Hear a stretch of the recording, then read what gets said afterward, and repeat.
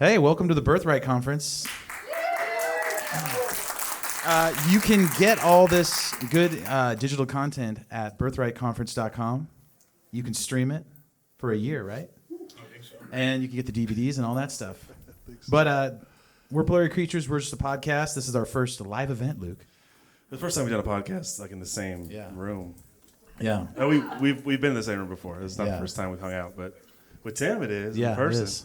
The Tim man. Here we go. So we've had you on our show like 6 or 7 times. I think so, yeah. So we talk a lot about Genesis 6, aliens, Bigfoot, all that good stuff. So it's cool to be here in the flesh and hang out. Thanks for having us. And thanks for coming, everyone out there. So we can kick it off. Tim, what are your thoughts on Bigfoot? No, we gotta get into it. But yeah, so this whole conference is about transhumanism, and that gets pretty heavy into the weeds. And aliens and UFOs. Yeah. What about transhumanism, of all the topics, gets you the most excited, I guess, or the most interested? Well, I think, and I'm going to be talking about this tomorrow, I think that that we need to understand that we are living in a transitional generation. Our generation is transitioning. We may be one of the last generations of humans on Earth because we're heading towards a post-human paradigm, a post-human apocalypse. And obviously there are very significant prophetic implications to that. And so post-humanism is the end of humanity. That's what transhumanism is. Transhumanism is it's a transition from where we are now, the human species, as still the offspring of Adam, transitioning into a post-human species, which is no longer the offspring of Adam. And I don't want to get too much into that now, because tomorrow I'm going to be talking about that. And, there's the implications of losing our humanity, because we are all the descendants of Adam and Eve. And it's Adam and Eve who have dominion on the earth, Adam and his offspring. And so what happens when we're no longer human? What happens when we lose the trademarks that make us human? And I think that's the real danger of post-humanism. When we talk about, you think that's a voluntary transaction, then it's not going to be something that we're going to be tricked into or accidentally hand over our DNA? No, it's going to be very much a willful transaction. And that's why, my book I referenced Jacob and Esau. It's selling our birthright for a bowl of stew, with the promise of eternal life through technology. Do you think we're being conditioned for that right now? Very much so. Okay. Yeah, very much so. How do you think practically this is going to happen, Tim? I was on online today of all things, and there was a World Economic Forum video talking about how by 2072. Their plan, or they believe the plan, is to have everybody sort of transitioned, which is not, we're talking about transhumanism, but they were talking about the terabytes in the brain and how essentially they can fuse the microchips and increase or double or triple the capacity and increase people's eyesight and memory recall and decision making. And it's crazy because we talk about this. We talk about this a number of times with reference to your book and our episodes, and you start to see it. You start to realize that this is not something that's far off. It's in fact they have plans to do it. Do you think that this is how they plan to pitch it? Is this the fountain of youth and the immortality thing that they're going to try to, that's how they'll play their hand on this? Yeah, because there's a lot of things happening right now, a lot of things, and that's why in this conference I wanted to cover transhumanism, aliens, and UFOs and Bible prophecy all in the same conference, because you kind of have to connect all these things together. All of these topics are unfolding right now. So we're being conditioned, as I said, to willfully accept a post-human condition, to abandon the trademarks that make us human. But at the very same time that's happening, you have the unfolding disclosure of the alien presence, which I'll be talking about tomorrow. So there's a series of things happening right now that are unprecedented. When you think about it, we grew up in the the last generation without the internet. I always say this because it's really amazing when you think about it. 80s. We were the last, that's right. We were the last generation to grow up without cell phones, without the internet. Yeah. And so it would have been, we could not have imagined cell phones when we were kids and riding around on our bikes in the neighborhood. Now we all have cell phones, and most people can't imagine life without cell phones. Well, so we went from no cell phones, no internet, to internet, cell phones. That technology that we hold in our hands is going into our cerebral cortex. That's the next step. That technology is going to be interfaced into our brain. In the next generation, just like it was such a drastic transition for us to go from no internet, no cell phones to suddenly this is the way our world is. For the next generation, they're not going to know what it's like to live without chips in their brains and upgrades, biological upgrades, biotech upgrades. Elon Musk is pouring billions of dollars into Neuralink, and that's all about interfacing with the internet through your brain.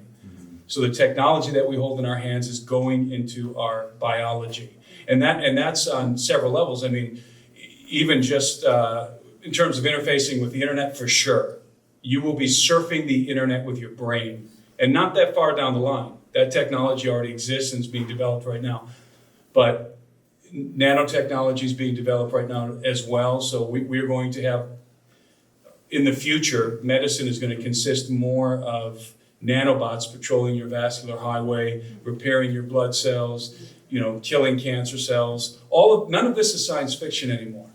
As I said, we live in a transitional generation. We are witnessing the transition pre-internet to the metaverse. A time when, we grew up, as I said, riding our bikes around the neighborhood, playing at the playground, to a future generations who will live out the majority of their lives in the metaverse. They will live out the majority of their lives with some kind of a device strapped to their head, living in this new real estate. And it is real estate. They're selling, and I don't know if everybody knows what the metaverse is. The metaverse is it's basically a new digital world that you interface with through the Oculus, through the new virtual reality software that's coming. Yeah. And they're actually selling right now real estate in the metaverse. I think that It's like buying an acre on Mars and the moon, right? Yeah, exactly. Well, the house next to Snoop Dogg's house, I think, sold for $500 million in the metaverse. Crazy. It's a digital world, and so and it's hard to comprehend the shift that we are watching happen, and that's why this generation that's alive right now, it's very unique because we can look behind us and we can see, as I said, no internet, no cell phones, and we can look in front of us and see what's coming, which is interfacing through the brain. We've come a long way since Zach Morris' cell phone, right? Backpack, Speaking of 80s. car phone, put it in your briefcase, Right? But one of the things we talk a lot about on our show, and there's like debate that happens a lot, is the physicality versus like a spiritual deception. So, you're talking about technology, and we talk about UFOs and aliens, we're talking about technology. And for some reason, a lot of Christians have a hard time with the technology side of that. They think it's all just a spiritual deception. What are your thoughts on that? Because, we see it in our channels all the time. People are like, no, it's just all spiritual deception. But it's like, well, the tech's coming, and they're going to offer it to us. And obviously these things are flying around in advanced technology. And that seems to be like not much of a debate anymore. But yeah, what are your thoughts about that? That's a really good question, because I think that the physical and the metaphysical, the spiritual and the physical, the spiritual and the material are two sides of the same coin. I think we have a misconception that there's a spirit world and then there's a physical world. But I think that's a false dichotomy, and I think that human beings are a good representation of reality. We are physical beings. We are spiritual beings inhabiting physical bodies. Mm-hmm. They go together. It's not like one is a separate thing, and this is the physical me, and then there's a spiritual me. It's an intricate whole, and it's supposed to be that way. And so, what happens when you start interfacing? The brain is very, very powerful. I was talking with Joe Ellen yesterday. We were talking about how powerful the brain is. People who go insane, they lose the capacity to distinguish between objective reality and subjective reality. And this subjective reality is being created by the subconscious of their brains. So it's like they're living in a dream state while being awake. And people who have schizophrenia or insane will actually see things in the world that aren't there. So what I'm wondering is, what are we unleashing when we put technology in our brains? What are we unleashing when we're living in the virtual world, in the metaverse, and people are going to begin to live out their lives in the metaverse? And that's not, I mean, people will, in the future, there will be people who live the majority of their lives in the metaverse. So where's the dividing line between the metaverse and the metaphysical? So there's going to be a lot of crossover, I think. The more technological we become, to some degree, we're getting closer and closer to the metaphysical. That's quantum physics and stuff like that. And so, but you look at, you take quantum physics for an example, and we know that spooky action at a distance happens. And spooky action at a distance is what Einstein referred to as when you choose two particles, you can separate two particles, but they're intrinsically linked. You can put one on the moon and you can have one here on Earth. And if you make a change to the one on Earth, the particle on the moon instantly responds. So they're somehow connected. And so I think when we talk about the metaphysical, the spiritual, I think there's an intrinsic connection to the physical. It's two sides of the same coin. So I think we have a false dichotomy. Again, that there's a separate spirit world and there's a separate physical world.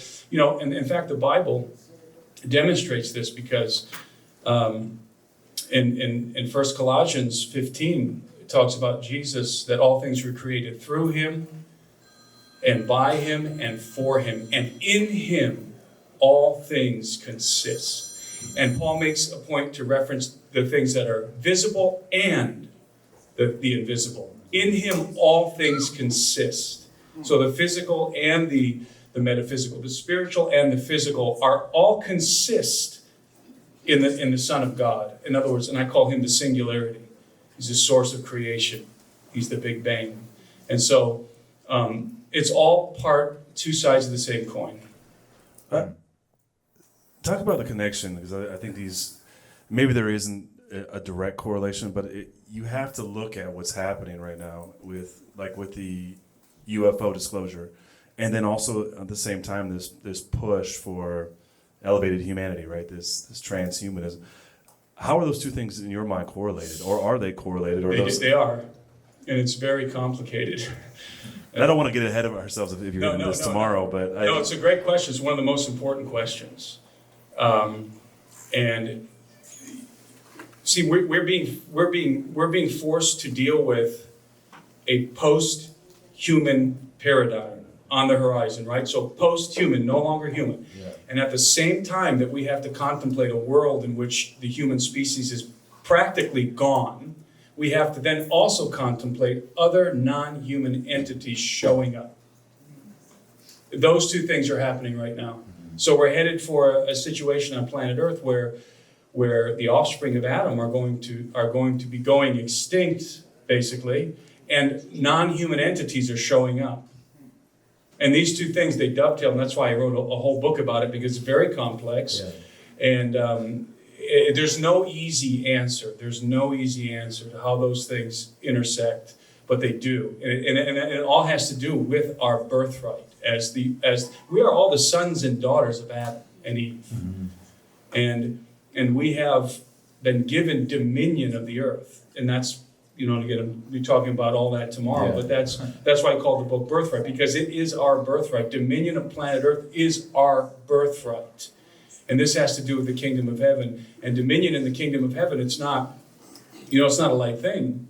This is our charge. We were created for two reasons, the human species. Biblically speaking, from the biblical perspective, we were created for two fundamental reasons. To fellowship, for fellowship in the family of God, number one. And that's astounding. Let's go. That the human species was created to fellowship with God in the family of God. Adam, remember, was a son of God. And so that's the first thing. And then the second thing, we were created to govern the earth. We are the vice-regents of planet Earth. And our dominion is enforced by the armies of the kingdom. By the king, he enforces our dominion, as long as we remain human. Yeah.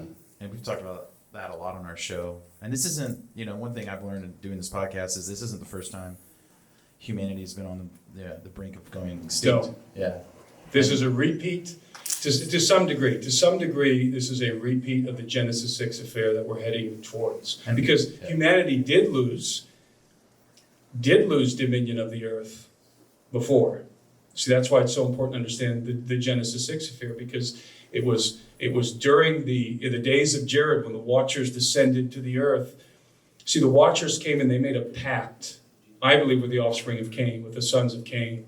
We will give you the technology and the knowledge that you're seeking, and in exchange, you give us your daughter's hands in marriage. Because in the ancient world, women didn't marry whoever they wanted. The fathers determined who the daughters married. And it was an exchange. It was often an exchange, like a contract between two families. And so when the Watchers descended, they didn't just come down, they didn't just descend into the plains of Lebanon and start throwing women over their shoulders and, I don't believe that that's what happened. I believe what happened was a transaction, a legal transaction. The Watchers made a legal transaction with the sons of Adam. They had to, right? Because that's the rules. That's the rules. Yeah. The Game of Thrones has rules. There's an order. There's an implicit order in the universe. It's not chaos. It's order. And so that transaction, they were doing something that was, for all intents and purposes, a legal transaction. Give us your wife's hands in marriage with all the ceremony that would go along with that. We will teach you what you have been. Remember, the book of Enoch says what they were already striving to learn. So the Watchers knew that the offspring of Adam, probably mainly the offspring of Cain, in the line of Cain, were striving to learn certain technological things, were desirous for certain knowledge, and the Watchers offered them that knowledge for the exchange of their daughter's hands in marriage. So it was a legal transaction, and then what happens?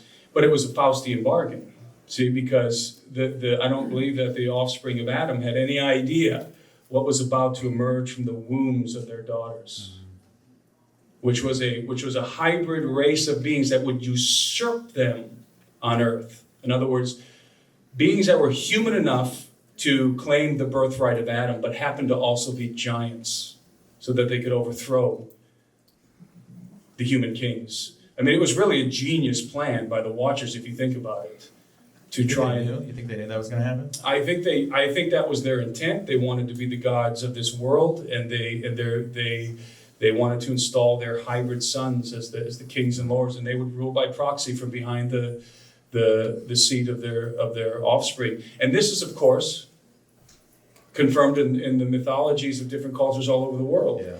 The offspring, the gods descend. Let's take, for example, the Greeks and the story of Atlantis. Poseidon, for his allotment among the gods, he had Atlantis, and he built up the island of Atlantis. He married a human woman. He gave birth to 5 sets of twins, so 10 twin sons, Atlas being the chief among them. And what did his 10 twin sons do? They also happened to be giants. What did they do? They ruled over Atlantis and the Atlantean Empire as kings. So that right there is an allegory of what happened in the antediluvian world with the Watchers. Another topic we talk about a lot is, you say dominion, but authority is another word that I've been thinking about a lot on our show, is that transhumanism is giving over your authority, right? So when do you cross over? I don't know. I mean, that's a good question. Where is the dividing line between human and non-human? Yeah. Transhumanism is a transition. That's why it's the word transition is built into that. Transhuman. We're transitioning out of the human condition. And so where's the line? I don't know. There are genetic trademarks that make us human for sure. CR, and I'm going to be again talking about this tomorrow, but there are our genome, the human genome, is not larger and it's not more complex than other creatures. There are other creatures who have more chromosomes than human beings. However, because a genome is information. It's like digital information. So the information contained in the human genome creates a superior being with higher consciousness. So there's something encoded in the genome that gives rise to a human being, in the human genome, that gives rise to a thinking human being as opposed to an ape, right? So somewhere in that code, there is the seal. There's a seal in our genetic code, and it's the image of God. And so there are genetic trademarks that make us human as opposed to something else, because we share a lot of our DNA with other animals, right? With other creatures. So there's got to be a suite of genetic trademarks that are unique to the human species. And when you start to screw with those, you start to fundamentally alter your humanity. Do you think that the people doing behind the scenes working on this technology, do you think they have knowledge of that? Or do you think it's sort of, they're just pushing the technology, like just further up the road? Because that's what we always do, just we build on the next, advancement. So do you think that, someone's behind the scene pulling the... Yeah, who's behind the curtain? Yeah. Well, I think that ultimately, the ultimate answer would be, I believe that this person, this being that the Bible designates as the dragon, is behind what's happening now. Probably very... So like whispering into Elon's ear? It would be, it's an influence, an influencing force, influencing the general flow of where all of this is going. The dragon and his angels are influencing where all of this is going. Now, are there individuals who are in direct contact with the dragon? Of course, the dragon is that serpent of old, as John calls him in the book of Revelation, the devil. This being, by the way, and I always say this because it's true, he's never actually named in the scriptures. And people think, well, his name is Lucifer. It's not, that's a misnomer.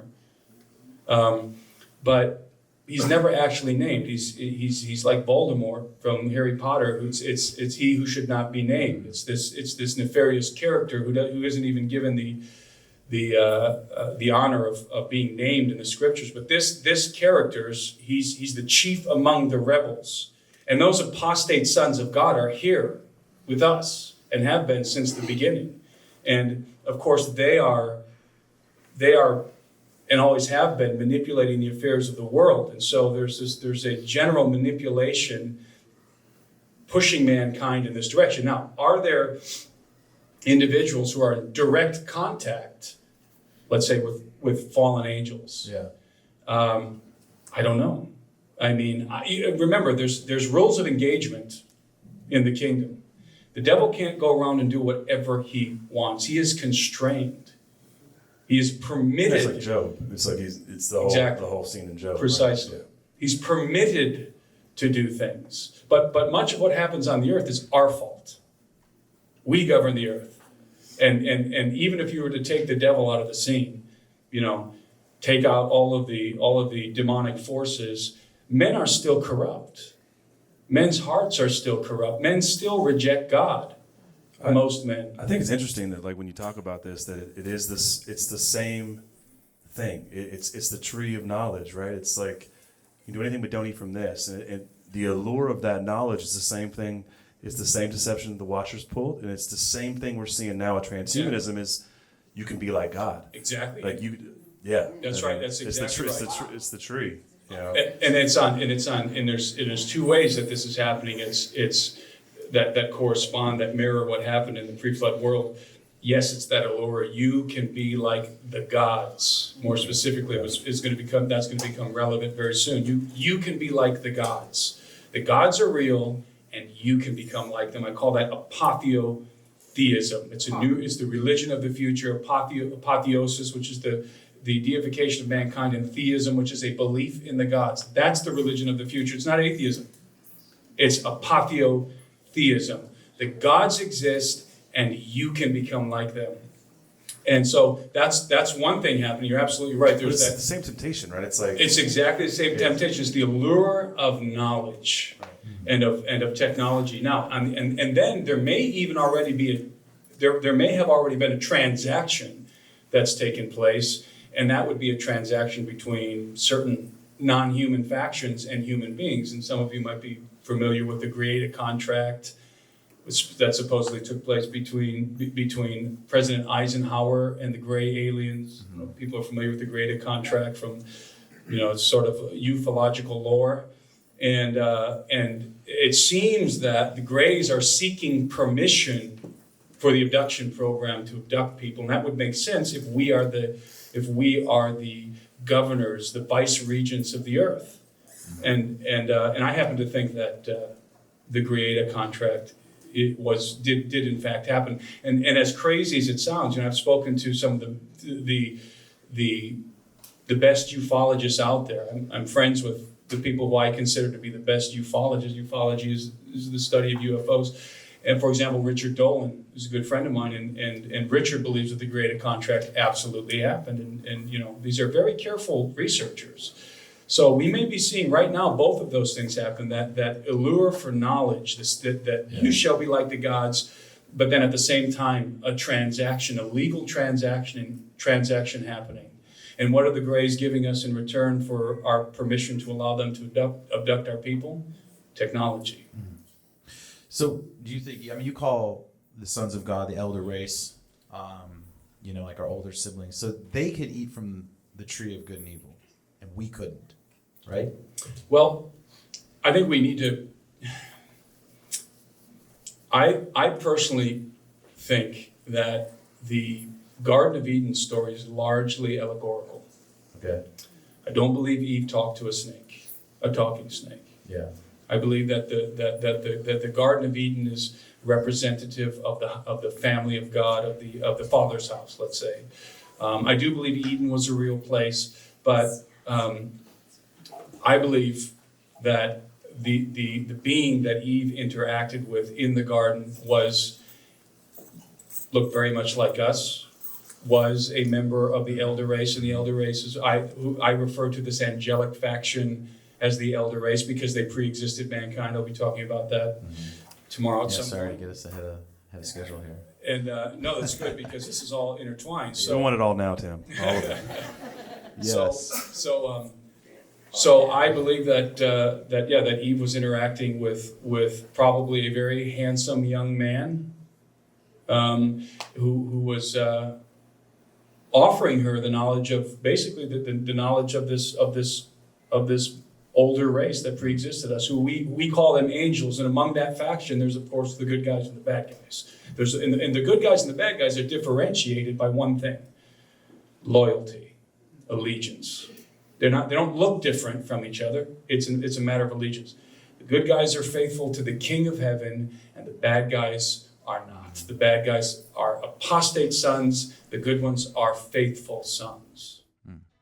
And I ask all these questions and talk about this because specifically, you think human beings were, it's almost like the hobbits in the Lord of the Rings story. We weren't supposed to have this advanced technology, and they keep pushing that on us. But it's almost like we weren't supposed to have access to this knowledge and this technology. And obviously transhumanism is going to come in the form of advanced tech. And there's something there. There's a conversation there that I keep going back to and thinking about, is that we were almost in this organic state and supposed to stay living there. in the Shire, right? Right? Yeah.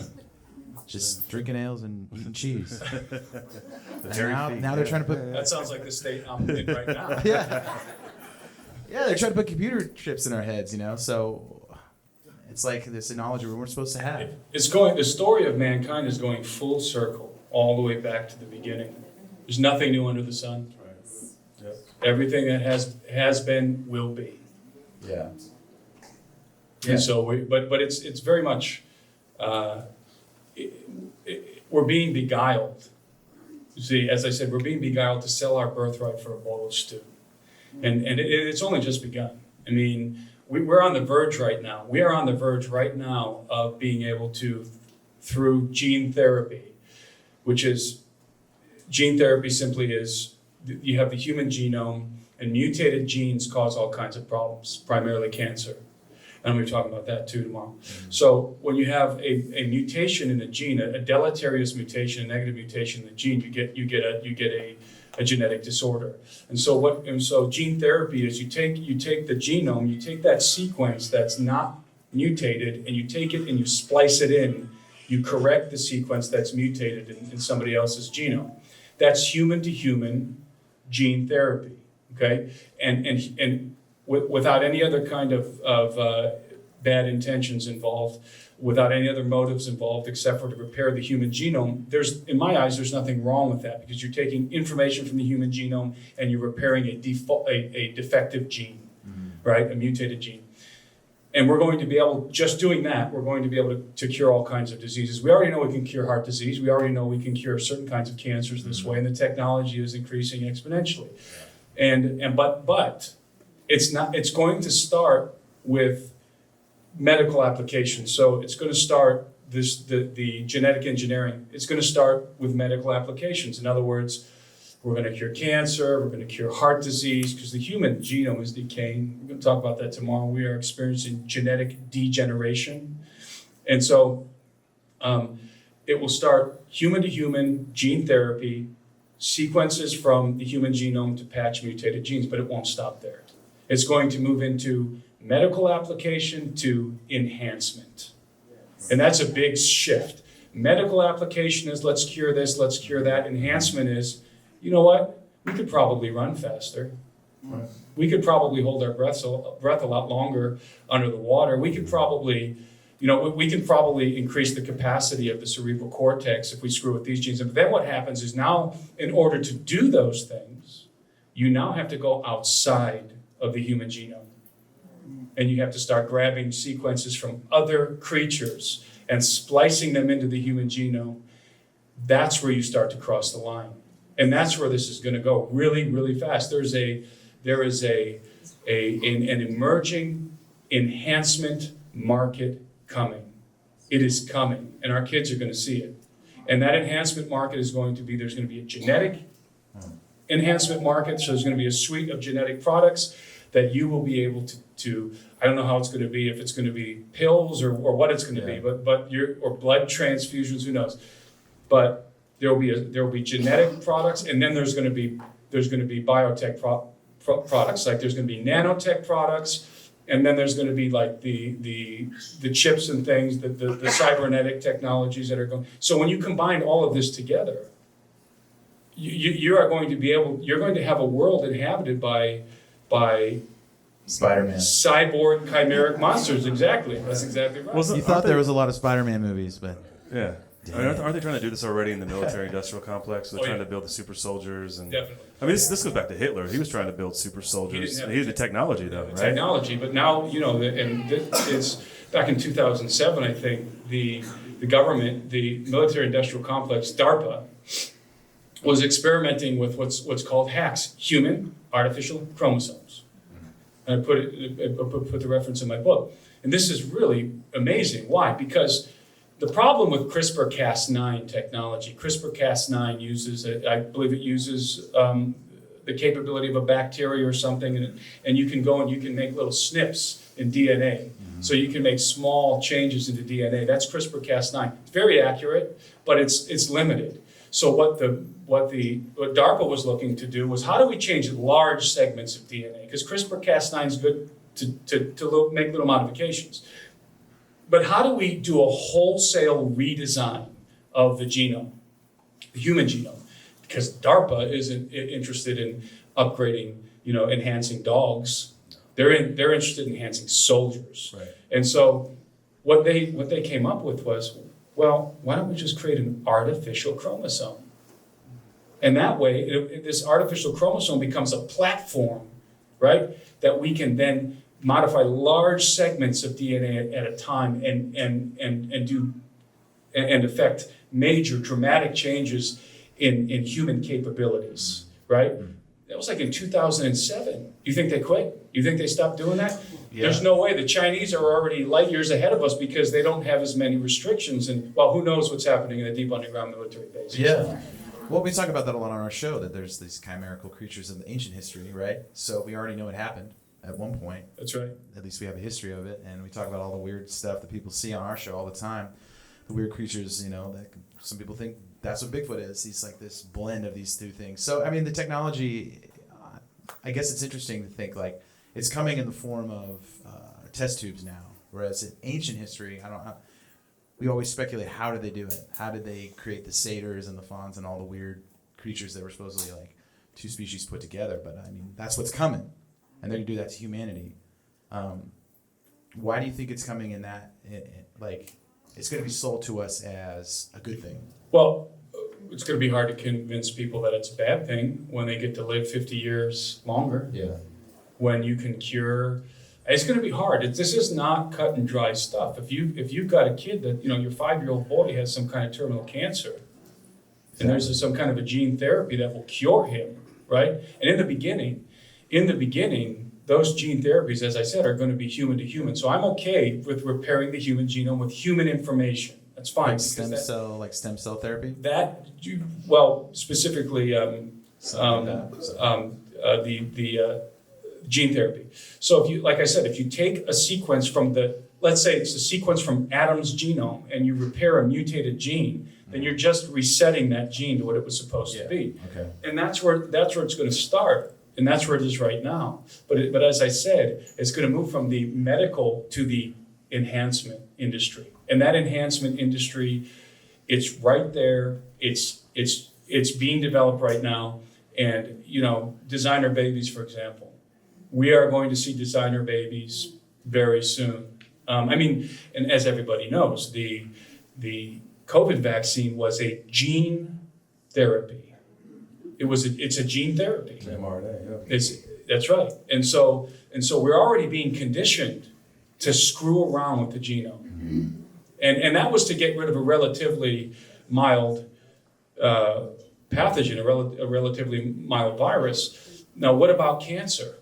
Over 600,000 Americans die every year of cancer. So you can see that the COVID vaccine is like, it opened the gate. And now nothing will stop the deluge of genetic medical applications and products that are coming. They're coming. Mm-hmm. And then right behind that is the nanotech. The nanotech's coming. And then, behind that is Neuralink. And then the cybernetics. Well, Neuralink is kind of a cybernetic, but then all the other cybernetic technologies that are coming. And all of this is developing simultaneously. And that's why they call this the hybrid age, because all of these technologies are beginning to hybridize with one another. It's like a confluence of rivers. They're coming together. We've talked to people on our show about some of this, including you, but do you think this is how they deliver the mark of the beast? Like, you're talking biblical prophecy at this place as well. Do you think this, and we've talked to people that say, and I can't remember if it was you or not, but definitely some of our other guests who were saying, oh, it's going to be a genetic mark. Like, they're going to utilize this technology to, from your standpoint, remove those things that make us human in order to usurp, but also there'll be this influx, there'll be some genetic marking that gets put into our DNA and that is the mark of the beast that we see in Revelation. The technology, I think it's definitely going to have something to do with our DNA, although I think we're going to be far down this path when something else happens, and that something else is the revealing of Apollo, the son of perdition, who I believe is the antichrist. And I believe that the final element, the last piece of the puzzle for our transition into this post-human condition is going to be literally information from his genome into ours. Mm-hmm. It's going to be some kind of an upgrade from them, the hybrids. Because I believe, if you've read my book, I believe that the Antichrist is going to be literally the human hybrid son of the dragon. And I believe that the dragon and his angels are going to produce offspring, hybrid offspring, at the end of the age. And why do they do it at the end of the age? They're going to do it when they know their time is running out. This is a Hail Mary. Exactly, because they know when they cross that line, when that happens, the king is coming. So, the armies of heaven are on their way when that happens. One thing we talk a lot about is sort of like, I don't know if it's kind of complex, but if the spread of the Holy Spirit kind of changed the world, right? And then there were more Christians, and it was harder for the darkness to sort of, rally the troops and take over. So do you think that could be part of it, that, as more and more people convert over, it's almost like giving the darkness a little more of a foothold? Convert over to post-humanism? Yeah. Absolutely. So it's like, it's harder for them to pull off what they're trying to pull off. If there's a lot of Christians That's running exactly. around. Well, it's not even just Christians; it's just humans. Yeah. What happens? Yeah. So if the offspring of Adam, we inherit his birthright. It's Sure. not the birthright of Adam is not merited; it's inherited. The good, bad, and the ugly doesn't matter. It's inherited through his genome. Yeah. So what happens when we lose the birthright of Adam? Someone's going to take over. All hell breaks loose on planet Earth. That's what happens. Yeah. Because that's going to be usurped, and that's why, you know, at the end of the age, you know, and it's a verse that's always baffled me in Revelation when, you know, you have the scene in heaven where you have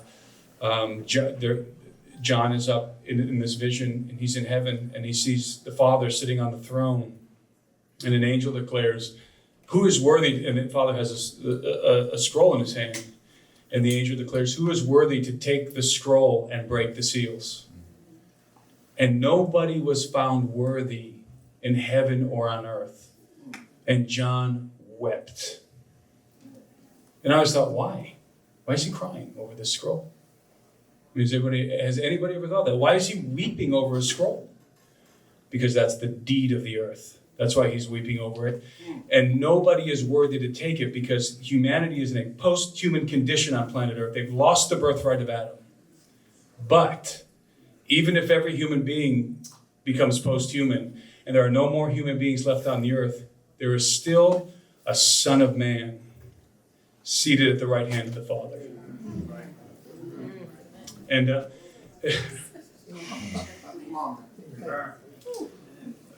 it's just, it just hits me in the face every time I think about it because he is worthy to take the seal, to take the scroll and break its seals because he is a son of Adam. And as a son of Adam, he has all authority on earth. As a son of God, he has all authority in heaven. As a son of Adam, he has all authority on earth. Yeah. It's very powerful. Think about it. There's no more human beings left on earth, but there's a man seated at the right hand of the Father. And he takes the scroll and he opens the seals, and the breaking of those seals is judgment on the empire of the beast. Each one, it's judgment. And what happens following that? He returns. Son of God returns to the earth. Jesus returns with the armies of heaven in train to occupy the throne of Adam and take back the earth for the offspring of Adam. That's what he's doing at the end of the age. Taking us to church right now. I love it. I love it. Yeah. It's complicated. I mean, and I think that the idea of having authority is something that I don't think a lot of people understand. It's almost like, we're all heirs to this kingdom and we're little kids. That's right. And we don't realize It's exactly the way it is. That's exactly what it is. One day we could rule this place, but right now we're, someone's trying to take care of us, We're supposed to be, we were commissioned to govern the earth. We're supposed to be governing the earth, the human race, according to the kingdom of heaven, according to the will of the king. That's what we were supposed to be doing here. But because we became corrupted through sin, that's why we have all these problems. Everybody wants to blame God for all the problems. All the atheists out there, like the late Christopher Hitchens and all of these, Richard Dawkins and all these guys, they want to blame God for all of the woes on planet Earth. Well, if God is so loving, then why this and why that? It's not about God, it's about us. We're the problem. Yeah. We were given dominion of the earth. This is our bad governance that has caused all of this. And that gets rectified when the Son of God, the second Adam. See, the first Adam screwed this place up, but the second Adam is going to fix it. He's going to govern it perfectly according to the will of the Father. He's going to do what the first Adam could not do. Yeah, it's like you have to wake up and the responsibility is on you. And I think that's the difficult thing because we all look around. Who's gonna fix this mess? Who's gonna clean it up? Yeah. That's right. It's us. It's personal responsibility, which is hard for a lot of people. And that's what the Bible says. When the righteous, when the righteous rule, the people rejoice. When the wicked rule, the people mourn. Exactly. There's good kings and bad kings. That's right. And so that's why the governments of the earth. Government is ordained by God. Government is ordained by God, according to Paul. And remember when Paul wrote those words, that government was the Roman Empire. Right. So, and so government was ordained by God, but not bad government. We were supposed to rule according to the precepts of the kingdom of heaven, and we blew it, And so you get good men and you get bad men, and so when we get good men in power, things go well. When we get evil men in power, things don't go well. They do not. Yeah. Well, That's a way to start the conference. Tim. yeah, let's go. Let's go. Appreciate it. Yeah. Well, we still got 7 minutes. 7 minutes? Okay. Oh, I was given the. Well, yeah. Are we good? Still good? Yeah. Hey, if you listen to our podcast at all, you know that Tim and Nate and I go, and my wife knows as well, it could be 3 hours, Yeah. 4 hours. So, I love I it. don't know how do we, doing the short one, it seems really foreign. Yeah. I was just thinking about, the most interesting thing to me is just, the conversation about the technology itself. That there are craft that have, they come out, they come in shapes that look like something that we would make. You're going to open that can with 1 minute left? No. Not 1 minute left. But, You have to pass the baton. Right. Somebody else can pick that one up. We'll be continuing this conversation in the lobby. You're right. we will Yeah. be. But we talked about that this week is what I'm saying. Is we talked about UFOs and stuff. So I'm excited for the conference. I'm excited for you getting all these topics. And we're pumped to be here. Thanks for just coming on our show all the time. And I think we could pitch the go to birthrightconference.com again if you want to get the video. Support Tim. You've been super kind to us. You've come on our show many times and you've spent It's hours fun. with us. And You guys do a great job. Don't you good. do a great job? we just feel like a couple of dummies asking questions. I love the 80s theme. I love the 80s, the memes. Oh, we're all I'm kids. in it for the memes. We're kids of the 80s. Good, because that's all I know how to do. So. Yeah. Well, thank you, Tim. And Yeah, thank you. guys. Thanks for having us here. Thanks It's for been a coming. pleasure. Yeah. It's awesome. That's a wrap.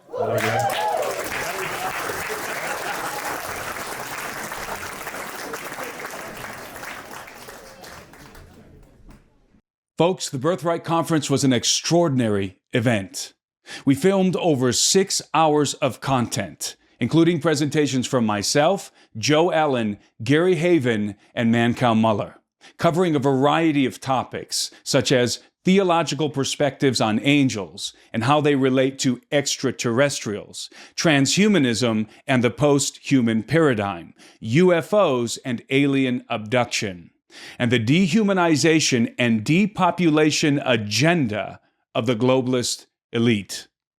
The conference is now available for purchase in DVD, digital download, and long-term rental formats. Go to birthrightconference.com to secure your copy today.